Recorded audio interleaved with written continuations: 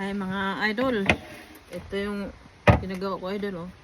Kinukuha ko sa bukid blueberries. Ano, extra money kasi bakasyon ko ngayon. Habang nagbakasyon kumukuha ako, nagbibenta. Extra money para magkapera naman tayo kaysa naman nakaupo lang sa computer naglalaro o nag-game diyan. Yan nga mga idol na. Tumatanda na nga ako dito mga idol. Every year ginagawa ko ito. Yan. Ito yung sinasabi nila na basta may apam daw mayaman. Oh, ito yung mayaman. Ito yung ginagawa ng mayaman na babae. Ayan. Masarap ito idol.